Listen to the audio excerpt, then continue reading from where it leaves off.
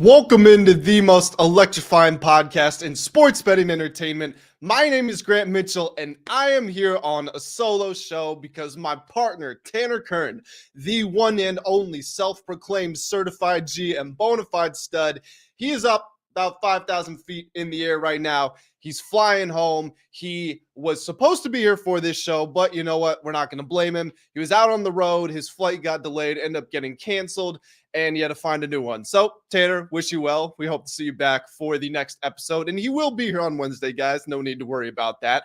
Tanner and I will be here breaking down the best NFL Thanksgiving bets, picks. We got 3 games to talk about. We are going to give picks from all of those games. So, big reason right there. Make sure that you're subscribed to the channel. Come on back, check out to see what Tanner and I are going to be betting on, who we're looking at, who we're going to be fading on Turkey Day.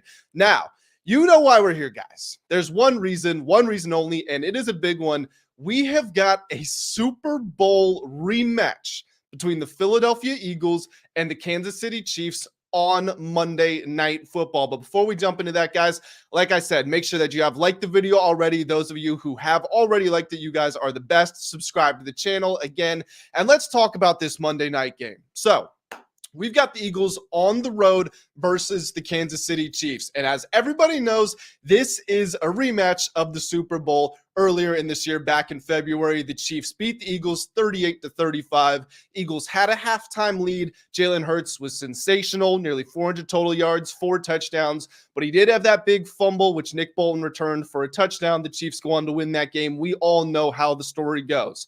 When we are looking at these iterations of the teams, though, they've both changed quite a bit, and that's without a whole lot of player movement. There's been a very interesting evolution from both of these teams.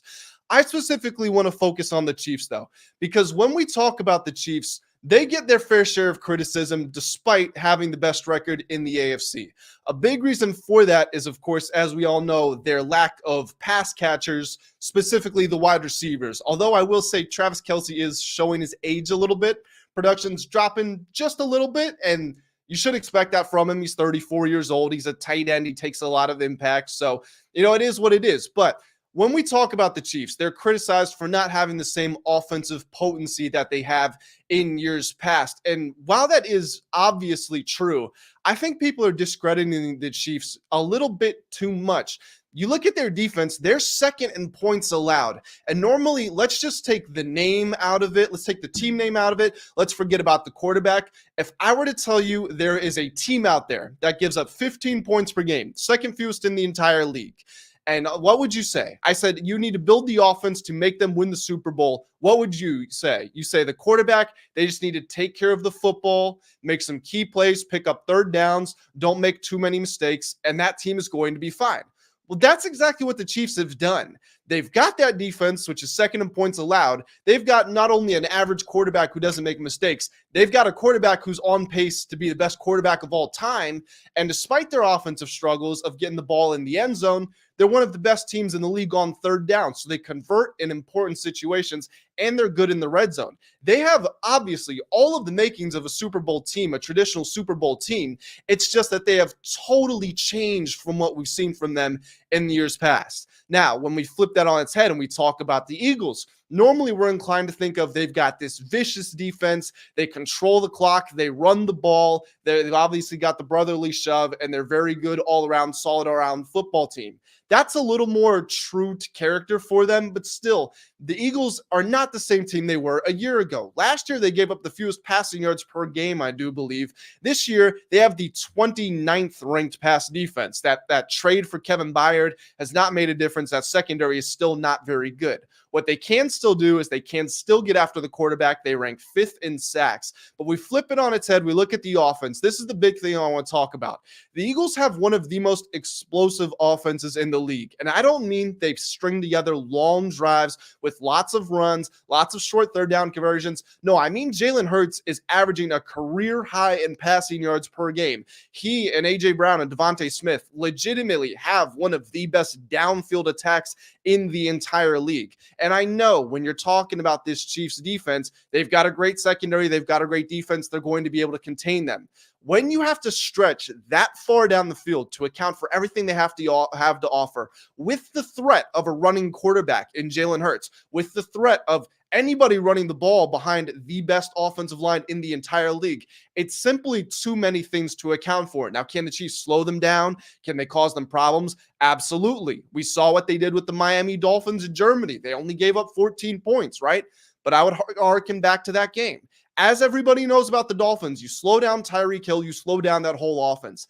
The Eagles, they don't have that problem. You slow down A.J. Brown, well, guess what? Devontae Smith is going to eat, and vice versa. You slow down the passing game, well, now they're just going to run it. They're going to pick up 3 yards every single drive or every single play. They get to 4th and 1, and they're going to convert it because of the brotherly shove. It's just too many things to account for. So again, very different matchup than the one we got in the Super Bowl, but still one that should be highly, highly competitive. Now, if we're looking at the betting odds, these are provided by FanDuel Sportsbook. And if you guys want to, if you have not already signed up with FanDuel, you can go over to WSN.com, the World Sports Network, sign up with a FanDuel promo code. You will get $150 worth of bonus bets if you sign up before kickoff in this game. Now, again, Chiefs, according to FanDuel, they are favored by 2.5 points. Eagles 2.5 point underdogs on the road. Basically, what they're telling us is these teams are equal. They are equivalent if we're on a neutral field. But they like the Chiefs because they are at home. Looking at the money line, it's minus 148 to the Chiefs, plus 126 to the Eagles. And we've got an over-under of 45.5. Now, if we're going to talk about purely how these teams have performed against the spread so far this season, the Eagles, despite having some problems early in the season with Brian Johnson, and there was the struggle to adapt, the lack of chemistry between Johnson and Jalen Hurts, the Eagles are 5-2-2 against the spread, which is the best in the league. The Chiefs, they are 6-3 against the spread, which checks in at 7th in the NFL, which makes picking a winner here, as if it wasn't tough enough, makes it even more difficult because of how similar they are in their track record. Look, it's time for me to give a pick, and that's why we're here. We want to know what the picks are. I have a famous story that I've told before on here.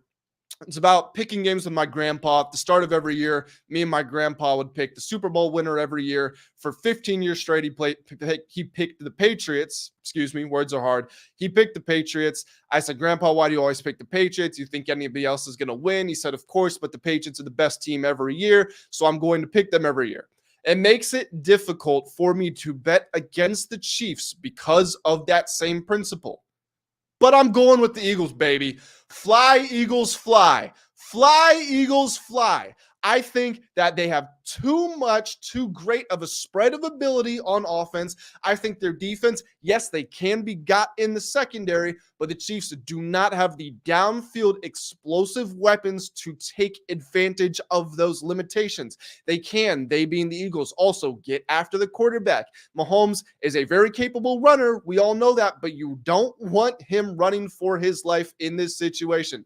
The one thing that I would worry about if you're an Eagles bettor is that Andy Reid probably has something up his sleeve. He always does. He never shows his good stuff early in the season. Now, that could be plays that could be opening up the playbook, or it could be a greater usage of players we haven't seen that much from. Kadarius Toney, Jerick McKinnon, who was electric as a pass catcher last season.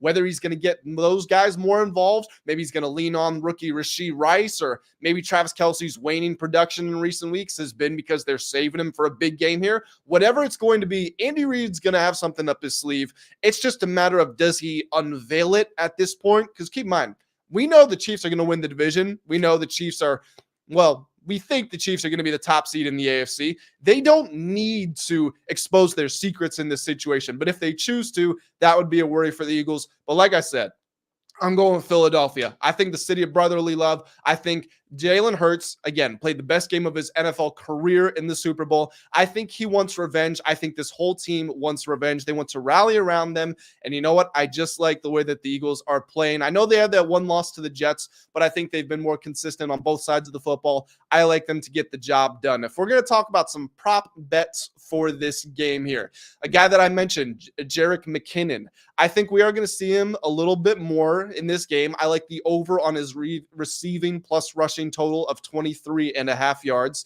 I like the over on Jalen Hurts' passing yards. That line is at 233.5. Like I said, he's averaging a career high. He's over 260. And I think any way this game shakes out, it's going to be good for him. If the Eagles go down early, well, they're going to have to throw the ball. If the Eagles go up early, it's probably going to be because they were bombs away taking advantage of the defense coming up to the line to slow down the run game. And then if it's nip and tuck, you're going against Patrick Mahomes, the greatest quarterback at this stage of his career that we've ever seen. You know he's going to make plays, so you need your quarterback to make plays. So I think the over on Hurts' passing yards is a good bet.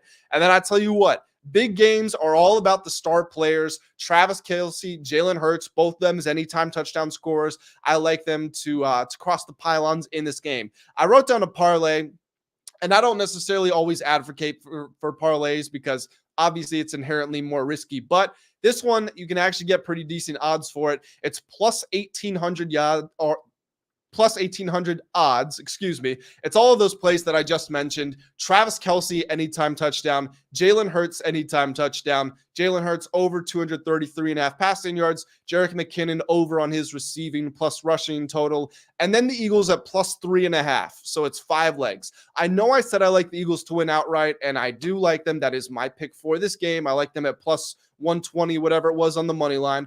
But by giving them plus 3.5, they can lose by a field goal, still cover. Think back to the Super Bowl. They lose by 3 points. Chiefs are favored by 2.5 points.